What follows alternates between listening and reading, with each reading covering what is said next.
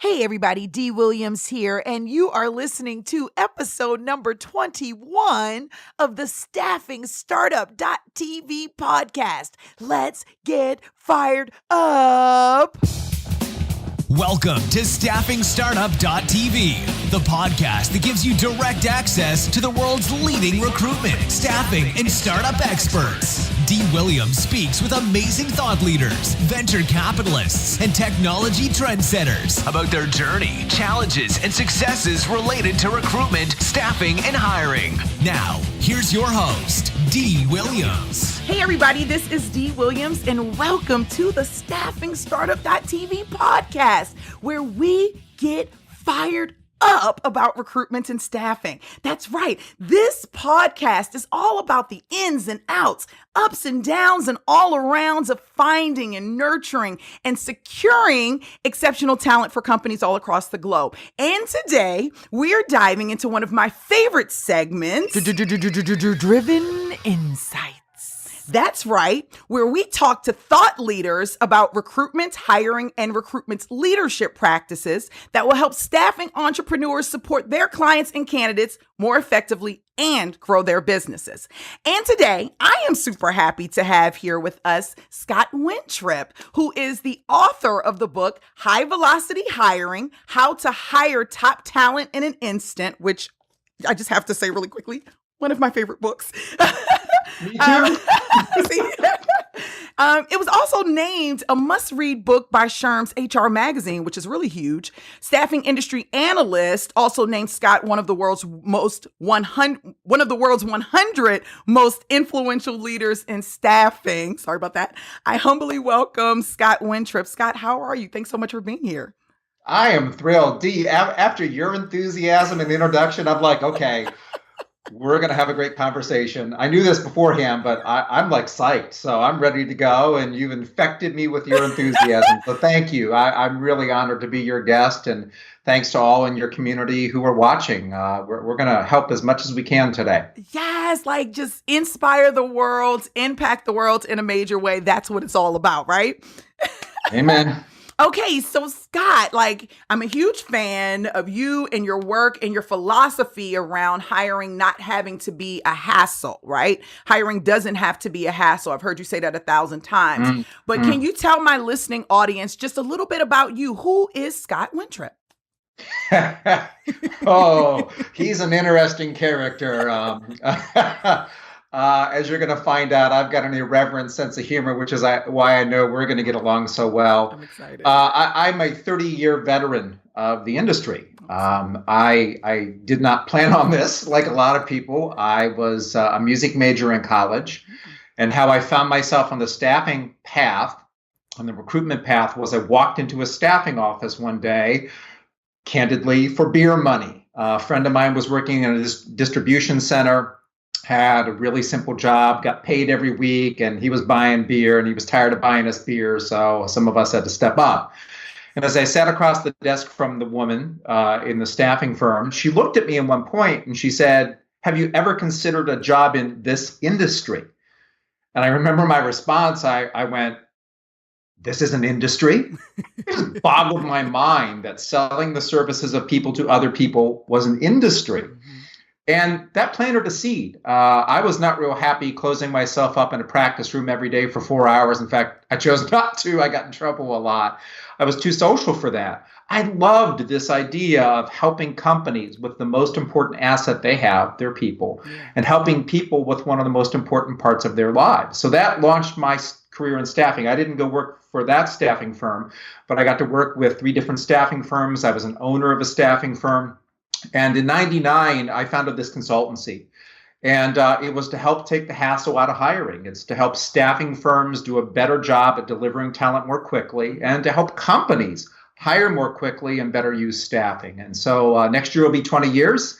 And I've worked with companies all over the world. And if you can't tell, I love what I do. Every day I get to talk and work with passionate people like you. You know, most of the people in staffing care about people. Yeah. They care about their careers. They care about the kind of talent that companies have. So what a joy for somebody like me who loves people and loves to help people with this important part of their lives.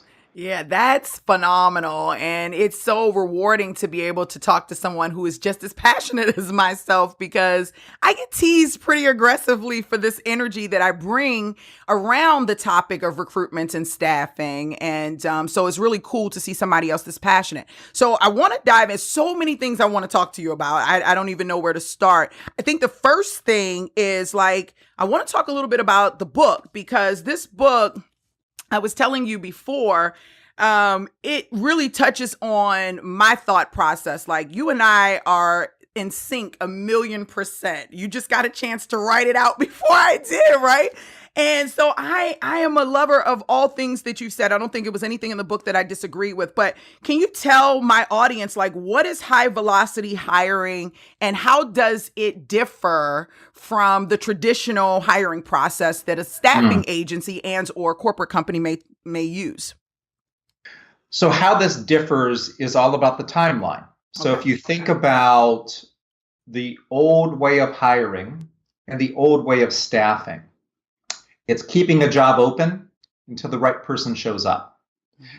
The old way of hiring is one of the reasons why time to fill hit an all-time high, the all-time high of the past 15 years. And think about that. I mean, Dee, that's stunning. You think about all the technology, all the resources, all the smarts we have, and hiring takes longer than ever, but the rest of the world has gotten faster. We can buy, rent, use, or pretty much get anything now or moments from now in this on-demand economy, but hiring is the contradiction. So high velocity hiring is about the new way of hiring and staffing. Instead of keeping a job open until the right person shows up, the new way of hiring, high velocity hiring, is you cultivate top talent and you wait for the right jobs to show up. It's not if jobs are going to open, it's when. So this book, this process helps people plan for the when. That's either a staffing firm who wants to better serve their customers, or corporations who want to fill one, several, or all of their jobs the very instant that they open. You talk about talent inventory in here. And for me, this book is, I know that high velocity hiring can be used on a direct hire basis and on a contract basis. But when I think of the book, I really think of finding passive talent to some degree. It's very passive focused, which is something that I love. And you talk very aggressively about building your talent inventory in this book. And I'm telling you, the moment I got to that chapter, I jumped up out of my seat and was like, yes, somebody gets it, right? And, my whole philosophy around supporting recruitment, so really supporting the staffing industry, is that I feel the industry is about to go through a major shift. And everybody is really agreeing with that part, right? We're very commoditized, and I feel like the niche is going to decommoditize a lot of the different areas that we have out there. So I'm pushing, if you're going to come into this industry and you're going to start a staffing agency, it needs to be niche focused. Don't go back into the generalist space. That's going away. You need to go into this niche focus. But if you're going to do that, there's a process. I call it the niche solution, but there's a process. And that process involves pipelining, which you call talent inventory. I call it old school pipelining, right? But it's about diving into a niche space, knowing the talent within that niche space, and then being that competitive advantage from that perspective. You're providing more support. So in your book, you really dive into talking about building this talent inventory, which is one of the reasons why I wanted to have you on here, because I wanted my people to hear it from your mouth. Like, tell me a little bit about the process of building your talent inventory and why it's so important. So I'm going to tell you and everybody about talent inventories, but I have to take an aside and tell you, I feel like we're in church today. I got to be honest with you, because there's this part. And so I'm just going to do what I'm feeling. Every now and then, I said amen a few moments ago, but I wanted to say hallelujah and tell it, sister, because Dee, you are speaking from the true pulpit of staffing right now. I know that's really cheesy. And yes, this is not a religion, and I'm not trying to be sacrilegious in any way. This is a belief system that we have to have. And yes, a religious belief system, a belief in something bigger than you, a higher power, God, I know that's very different, and I have one of those beliefs. So I mean, no disrespect in saying a religion. What I do believe, though, is when somebody speaks the truth, a belief system, we got to shout it from the mountaintops and sing hallelujah. So Hey, that's why I'm just going to say hallelujah from now on. And this idea about the talent inventory, you hit it. It is not a new idea. I didn't invent pipelining. I refined it as a process. And for me, it started back when I was a search consultant, back in the beginnings of my career. We were specialized in IT technology. And so I built talent inventories. Every day, I recruited at least 2 or 3 new people who could be deployed. Sometimes they were happy. They just wanted to be happier. Other times they were actively looking. But I recruited people. My goal every time I took an order on the phone from a buyer who had an opening was at the end of taking that order, I would tell them about 1, 2, or 3 people at the end of that conversation who could fit. I then had the goal of setting up the interview right then and there, because if I get off the phone and my people are lined up for interviews, my competitors are still looking for talent. Right. I'm going to fill that customer's order faster. Their job's going to be filled. Somebody's going to have a new job. I've made a placement. Everybody wins on this. So now, that was 30 years ago that I started doing that. That's before technology. We didn't have computers at that point. You know, when I walked 10 miles to work in the snow, and okay, it wasn't that bad. But you were using the fax machine. Do you remember when fax machines came out and we were just like... I remember when they came out, and our first fax machine was that long ribbon of paper. Yes! Yeah. There's people watching this right now going, damn, they're old, or I don't know what they're talking about. You know, so today, a talent inventory is easier. Why is it easier? We have resources we didn't have 30 years ago. Yeah. So to explain talent inventories to all of you listening and watching, it's this simple. It is the equivalent of having a set of shelves and storing people up on those shelves until you need them. In fact, one of my big jokes has been to staffing firms around the world, I'm working on the cryo freeze facility for you. Yes. Because if you get the candidates and you can freeze them until you need them, your competitors can't get them. Well, cryo freezing kills people, so that's not a good idea. But the next best thing is you can have a virtual set of shelves for 1, 2, 3, maybe 4 or 5, depending on the number of people in your firm who are ready to go. They are ready to hire. They are ready to place. They are ready to set up for interviews. And just like Macy's keeps their shelves stocked, or Walmart, or any store, that's your job. You build the set of shelves, you keep it stocked, you keep restocking it on a daily basis. And it's planned. It's different than, you know, some people may be thinking, well, this sounds like a lot like a hot list. Well, a hot list is kind of like the dollar store.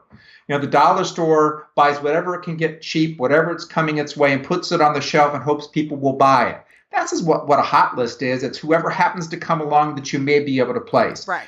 Talent inventory is different, and notice my word inventory. It is a planned inventory with a set number of people that you keep on the shelf at all times, so that when an order comes in, you can place 1, 2, or 3 people into that order to start on the job or assignment, or 1, 2, or 3 people who are interviewing with that customer immediately. Because when the customers need those people, they needed them yesterday. So we need to have them today, and that's what the talent inventory does. And this is perfect for my staffingpreneurs that are just starting, because one of the things that I've noticed when I get my intake calls is that people assume when you're starting a staffing business, the first thing you want to do is go out and get clients. And that is like the absolute last thing you want to do. First, that's not the first thing you want to do. The first thing that you want to do is to pipeline. And Yes. the reason why you want to pipeline is not just so that you'll have an inventory, which we do need, but also you're pipelining because those group of people will now work on your behalf. And I think that's the part that people don't understand. If you have the ability to pipeline and to build a solid relationship with someone, then they become your marketing tool as well. So when you have that job opening and nobody in your pipeline or your inventory fits, you can just dive into, reach out to your network. Hey guys, I have this opportunity. Oh, can you get out there and talk to your network and see? And then you have more. And then instead of you being the only recruiter, you have tons of people recruiting and selling or whatever on your behalf. The talent pipeline is imperative. Inventory, having a talent inventory is imperative. All of these things are imperative. So I'm super excited that you're talking about that. So Scott, we're going to come back and talk a little bit more about the talent inventory because there's a question that a lot of staffingpreneurs have around this talent inventory. And I want to talk to you about that. We're going to take a quick break and we'll be right back. Attention, all technologists, recruiters, and HR professionals, telecommunications, finance, engineering, and healthcare professionals who have a passion for entrepreneurship and a passion for people. A major economic crisis is happening all over the world and is reported by 2030, the demand for skilled workers will outstrip supply, which will result in a global talent shortage of more than 85.2 million people and $8.5 trillion of unrealized revenue. This is a major economic problem to be solved, and there's still time to make an impact. With the $429 billion global industry of recruitment and staffing, you can create your own business model that will help companies realize their unrealized revenue by supplying a niche set of skilled people. You will also have the ability to help hundreds, if not thousands of people prepare for work and land new job and career opportunities.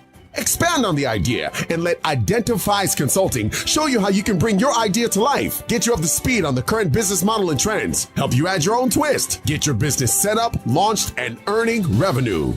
Visit identifiesconsulting.com or call 866-432-8801 today. What are you working on and what's your mission? So welcome back to staffingstartup.tv. I'm Dee Williams, and I'm here with author, chief advisor, and strategist for the recruitment industry, Scott Wintrip. And first of all, who's freaking amazing. I've giggled more during this podcast, I think, ever. And we are really vibing over here, and we're talking about his book, High Velocity Hiring, which if you do not have a copy, you must go get a copy now. I will put the link in the box below. Also, if you're watching live on YouTube, you'll see the cover so you don't make any mistakes about which book you're purchasing, okay? And then you get to also check out Scott live and you get to see his energy as well as feel it. So before we went to break, Scott and I we were talking about building a talent inventory and just how imperative that is today. And Scott, when I have this conversation with my staffingpreneurs and they have launched their business and they're in the pipelining phases, first of all, they're antsy because, first they really want to go and get clients, right? And I'm like, you better not. You better start out with your candidates first. And so now they're on the phone. They're saying, but I have no job orders, Dee. So they don't want to talk to me because I don't have a job order. Now, I'm not going to tell you how I respond to that, but coming from you, what would you suggest to someone who's looking to build a talent inventory, but may not be starting off with a specific job order to go off of initially?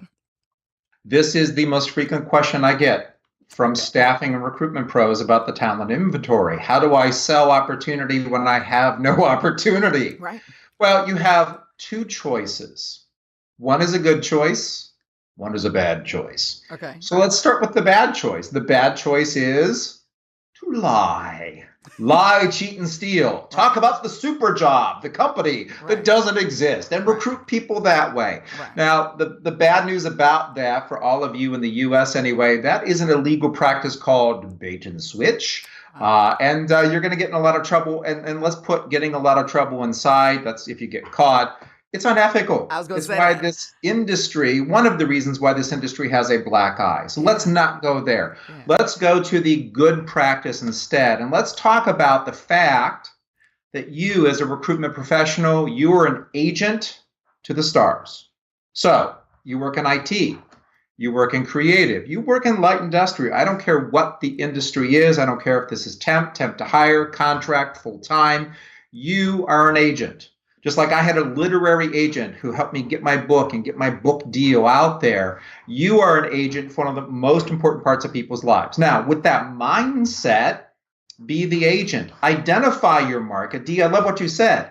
let's not go get the orders right away until we have the talent. The talent is what gets us the orders. We've got to have people to represent, just like my agent had to have an author to represent before he could go to the publishers. So you have to have people to represent, but you do need to know where you're going to represent them. So you make a list. You identify the list of companies that you've decided that you're working with. Ideally, that's a double or triple digit number. Now, when people say to you, well, I get lots of calls from recruiters, some of them don't have anything. I'm only going to talk with you if you actually have a job available. So tell me what you got. All right, here's what you say. You say, you know what? I have lots of opportunity available. I work with X number of companies, that's your list. Right.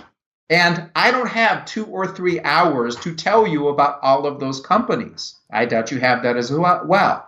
However, if you take a few minutes and answer a few questions, I can tell you which of those companies I think may potentially be a good fit. Right. Total truth, simplicity, you're an agent, and it changes the dynamic. Because think about this, if you actually do have orders right now, is that something you really want to share with a complete stranger? Right. No, that's proprietary information. So even if you have those opportunities, not a good idea to share them until you know that person because it's proprietary. This agent mentality is the absolute simple way to go because it positions you as an agent to a star. And that star on the other end immediately goes, oh, wait, this guy's different. Or if they don't see that D, they've failed an intelligence test. Because if I'm talking to somebody and I have 72 companies that I work with, and they're some of the best companies in the area, and this person has no interest in that, I have no interest in them. Exactly. And so your approach is so similar to mine, which I love, and I'm going to share mine. Not surprised. So I know, right? So I tell them, first of all, do not lie. That's the first thing that I say, always, never lie. Amen. What I say is this, and it's very similar to being an agent. I tell them, you are a matchmaker. You are an investigator. You are the Olivia Pope of your agency, right? Or the James Bond, or whoever you want to be, right? You are that key person, and you're the middleman in between your candidates and your clients. You have to be able to support both ends of the spectrum. And so when you're talking to this candidate, the idea is to let them know, be honest and say, hey, you don't have to say I don't have any job orders, but you can say, hey, listen, we have something coming through the pipeline, 1,000% true. And we are anticipating that to come in. You can say something like that. But what we're doing is we're connecting with talent who we think may be a fit for the things that we're working on in the near future. So my job today is to learn a little bit more about you and your career goals and where you want to be. And then we can come back together as things come along through my pipeline. So something to that degree. But I'm always telling them to be honest. I'm always telling them to take that middleman route. Very similar to what you're speaking about the agent. I love the literary agent example, which is different from dating. So I like that. I'm going to use that, Scott, just so you know. So same thing. So staffingpreneurs, listen, pipelining is imperative. Get your talent inventory together. We'll be right back. HR leaders are under more pressure than ever to deliver high-quality people-related solutions quickly and effectively. And Identifies Consulting is your #1 strategic play when it comes to hiring entrepreneurial recruitment and HR talent. You can build the right team for the business when you hire true business partners in recruitment and HR. Learn more at identifiesconsulting.com. That's IDENTIFIZE consulting.com or call 866-432-8801. Welcome back to staffingstartup.tv. I'm Dee Williams, and I have here with me my amazing guest, Scott Wintrip, and we're talking about high velocity hiring. And, and I want to ask you a question, Scott. I saw somewhere, and like I said, I follow you in a lot of things that you do. As I'm talking to my startups, they're looking to hire their first salesperson. And somewhere I saw that you were talking about how to hire salespeople who know how to sell. Can you talk to me and talk to my audience a little bit about what that looks like? Because I think that is, once they're ready to sell and they realize this is where I want to be, hiring that person is always a challenge, especially for newbies.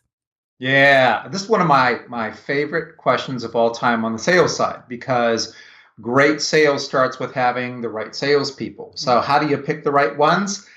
You're going to love this, Dee. So we all learned how to hire great salespeople back in kindergarten. Okay. Kindergarten. Now, what did all of us do at either kindergarten or somewhere around there? We participated in an activity called show and tell. In that order. Not tell and show. It's show and tell. If you think about most interviews, it's a whole bunch of tell.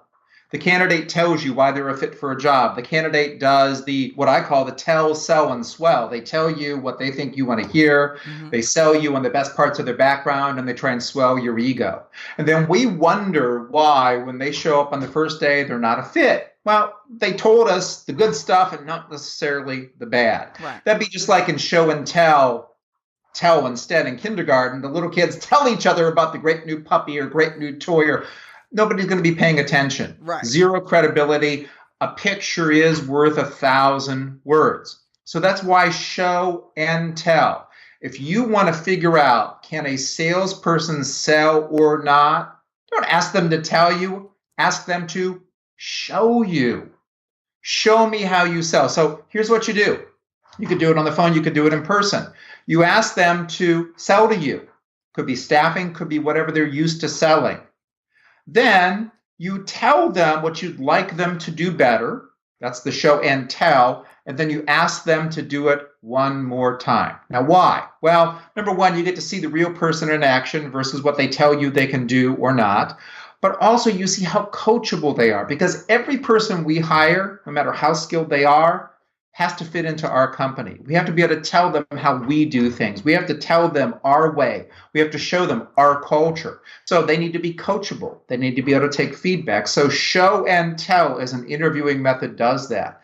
When I started doing this in my own career back in the 90s, I went from about a 50-50 success rate with the salespeople I hired to 95+% of the salespeople I hired consistently worked out. My clients are the same way. People who do the show and tell, they get candidates to demonstrate their skills, have infallible proof whether or not that person fits the job.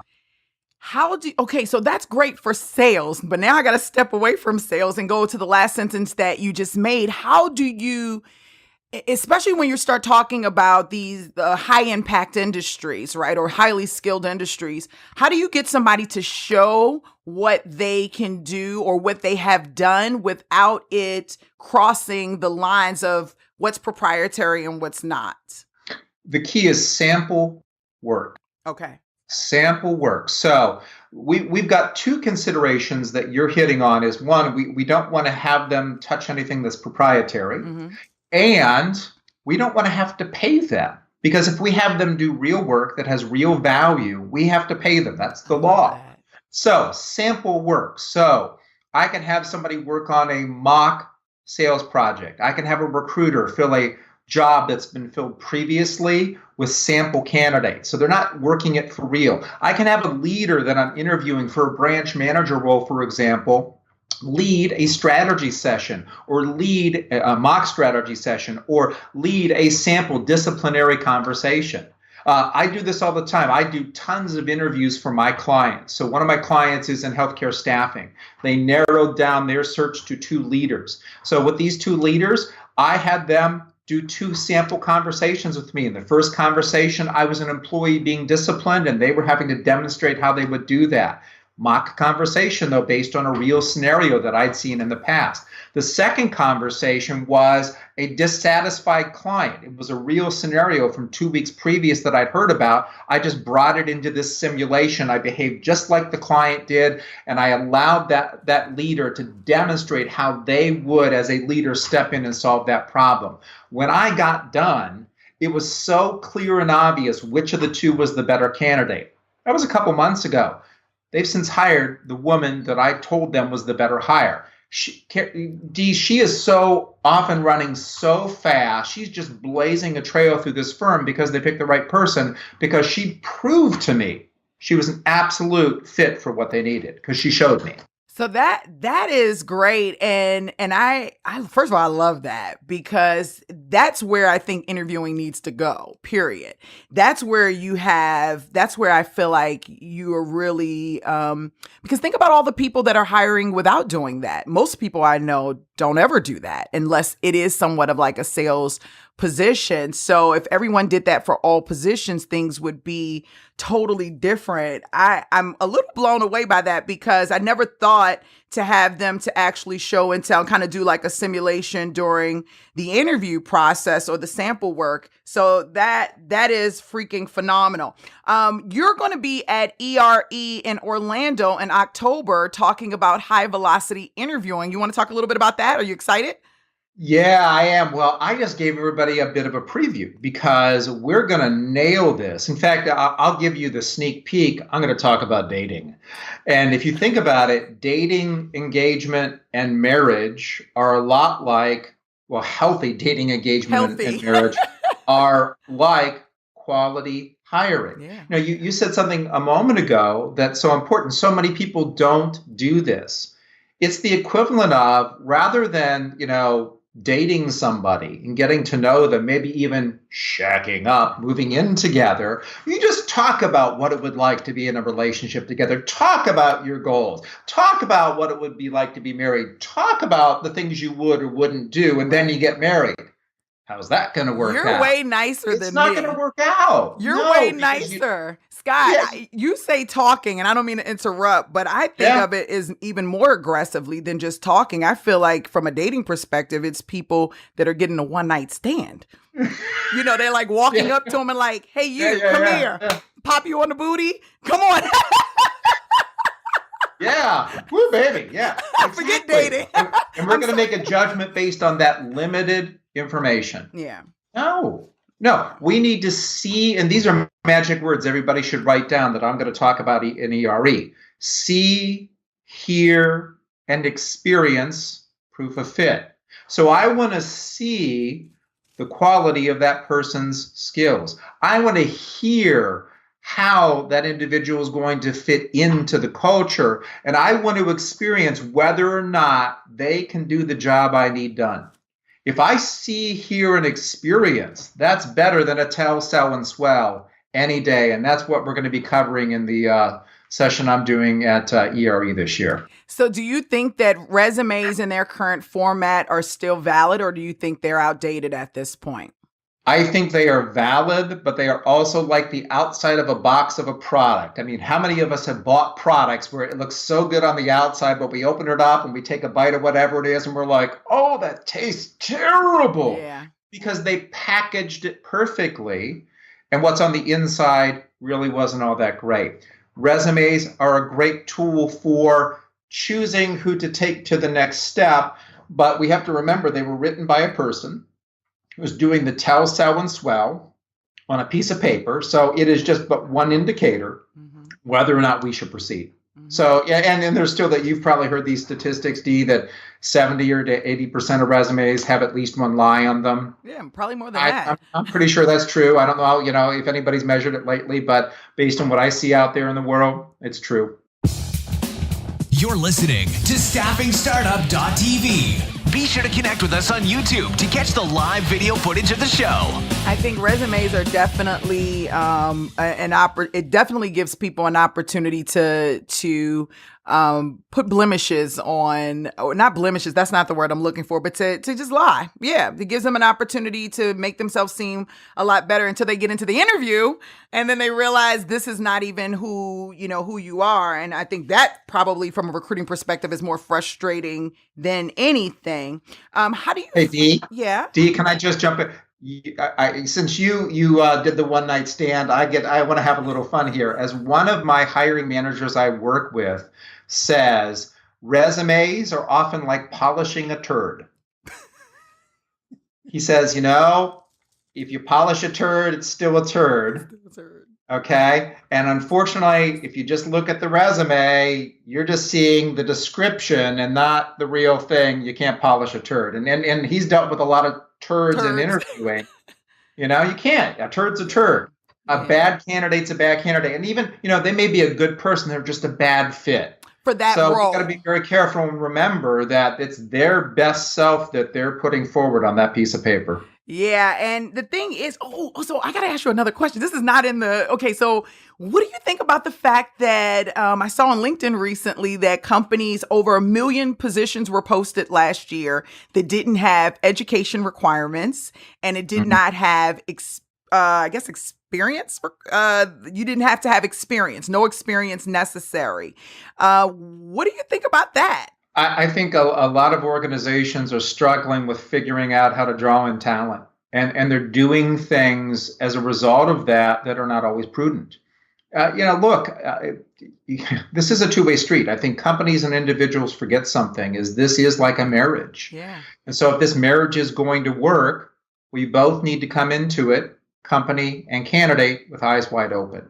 So we as humans tend to go to extremes. We go to the extreme of asking for too many details or too many qualifications. And notice that the pendulum is swinging the other direction. Not enough. This, I believe, is a sign of just how desperate organizations are to find talent, that they're going to all kinds of lengths, including, stripping away tons of criteria.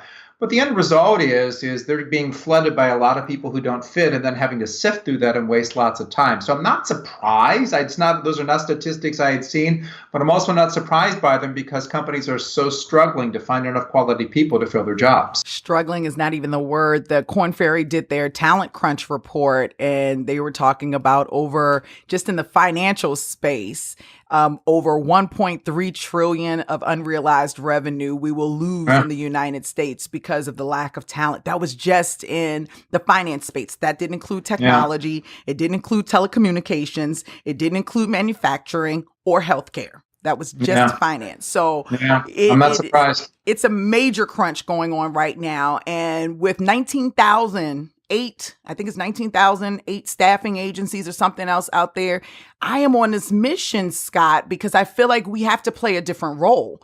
We have to play a different role and not the same role that we've been playing, because more important, I think the biggest reason for me is baby boomers are retiring. We're getting older. The millennials are coming in and their mindset is totally different. And even with you were saying the whole idea about the marriage, and I totally get that. I don't even think millennials want to get married. I think they are looking for a relationship, a long-term relationship, but I don't think they're interested in marriage, because for me, in my thought process, marriage is an extended period of time. And for them, in particular, they're in jobs 3 years and they're already ready to move to their next space, right? So not like when we were growing up and everybody was there for 20 years, right? So marriage for me seems so strong when we're talking about a set of people who don't even value marriage in its traditional sense. And I'm not saying that disrespectfully, but I know you've talked to millennials. I ask about, are you having children? Are you getting there? Like, ew, no. Why would I bring a child in this world? Or why would you know what I'm saying? So they just have a totally different mindset. How do we connect with a generation that doesn't believe in quote unquote marriage from an employment perspective, that believes that, that is more driven towards what's going on, what the company is actually doing from a community focus. And, how do we just engage millennials and keep them in this process? Is there a secret sauce, or do we continue to do the same thing? Like, how does that work? I will give everybody a mantra that they should live by when it comes to connecting with millennials or connecting with anybody. And the mantra is this: say little, ask a lot. I love it. Say little, ask a lot, which basically means there's an 80-20 principle here. That means you're doing 80% of the listening, they're doing 80% of the talking, which means we must be asking better questions. Why is that? Well, everything is a bit of a sell these days. If you want a millennial to come work for you, that is a sales pitch. If you want somebody to stay engaged in your company, that's another sales pitch. Here's the thing I know about sales. Buyers always believe themselves, but may or may not believe you. So buyers always believe themselves, may or may not believe you. So let's let the better salespeople sell. So if we want millennials to sell themselves on long-term careers, they're the best people to sell themselves on that. Okay. We must be asking them the questions about what is it they need? What is it they're looking for? What makes them happy? What makes them sad? What keeps them engaged? What excites them? What pushes them? What is the thing that scares them that we can help them overcome? Just those sets of questions. Number one is they're talking it through. They believe everything they say. Yeah. Number two, they're sitting there going, gosh, he or she cares enough to be asking me these questions. Yeah. And as they're talking themselves into the idea that, yes, I may get my needs met here because this person's hearing them. And then if I act upon them, they're selling themselves and I'm just sitting there listening. Dee, I wish I'd known this at the beginning of my career because I talked way too much. I did what I call the verbal vomit. I was spewing words all over people. I know that's gross, sorry. When I started this say little, ask a lot mindset as a leader, my leadership changed. Yeah. People wanted to work for me because they knew I cared. I cared enough to ask and then act upon what they said. Now, I can't give everybody everything they want. Right. Sometimes I have to tell them, I can't help you. Let me help you move on to somewhere else. But there's a win too, because they would have left anyway. But now they're a raving fan because I did right by them. And guess who's going to be referring people to me? Yeah. As leaders, this is how we should be behaving. We got to remember that we're not the better salespeople when it comes to selling people and coming to work for us and staying to work for us. They are. If we say little, we ask a lot, we're going to win a lot more than we lose the battles to keep good people and keep them engaged. And that goes for everything. And I'm like how you used to be, and I'm still kind of that way now, to be honest with you. But I agree with you. And it's not just once you get them in the door, but from a staffing perspective, your sales process should be solely really same thing you said, more question based, from your recruiting perspective, the same way, and even fully dealing with your staff internally to support them, as you were just speaking about. So that's really awesome. Scott, what can our listening audience do to support you in your growth journey? Ooh, what can you do? Oh, I don't know. Let's see. So, I wrote this book so that this is my legacy. Yeah. I don't plan on going anywhere soon, but this is the book I always wanted to write. And I wanted it so that people would have a tool, whether they ever met me or not, to engage in faster staffing, faster hiring, more efficient job filling than ever before. So certainly, please share the book with your colleagues and your friends. You're giving the gift of faster hiring. Yeah. The other thing I would say is keep engaging with people like Dee and I. We do well because you tell us what you need. And so I welcome your engagement with me on social media. I'm on all the different sites, and I encourage you not just to follow, but to engage, because that helps me be better. I'm learning every day. Even every time I implement this process at some company around the world, I learned something from those people because every set of circumstances is different. Right. So if people stay engaged by buying the book, engaging on social media, sharing it with their friends, but engaging with us. Yes. That makes my career better. It makes it more interesting because as you all saw today, people like Dee and I love having conversations with interesting people. Yes. Where can we find you? Where can we hang out with you? You can hang out if you go to scottwintrip.com. You will find me there. You'll find my videos. You'll find my blog. It's a great place to get started. Tons of free resources. And I invite you to make great use of it. Awesome. The link is in the box below and in the podcast notes. Scott, you've been absolutely phenomenal. Will you come back? Because I know you're going to be at ERE in October. I'm going to try to make it there. But will you come back after ERE and talk to us again?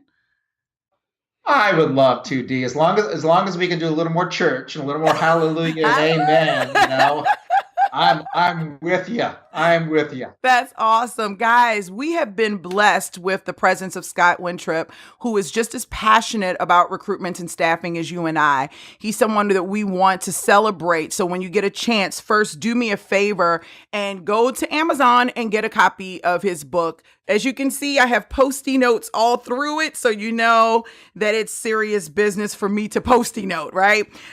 Second, definitely support Scott in all his endeavors. If you're going to be at ERE, please check out his talk, his discussion, because it's going to be absolutely phenomenal. I am here to support each and every one of you in any way that I can to help you not just launch your staffing business, but to do it in the right way and to do it in a way where you're really becoming a value to both your clients and your candidates, as well as yourself. So I appreciate you listening to today's podcast. We'll be back next week. My name is Dee Williams. I am your host. Thank you so much for being here and listening. Bye. Bye, Scott. Thanks for listening to the StaffingStartup.tv podcast. We hope you enjoyed this week's episode. If you'd like more information on any of our stories or would like to know how to get involved and share your story, head over to our website at StaffingStartup.tv. Don't forget to subscribe to our podcast on iTunes and please leave a 5-star rating and a super awesome review so others can enjoy the show too. Check out the live video footage on YouTube. Have a great week and we'll see you next episode.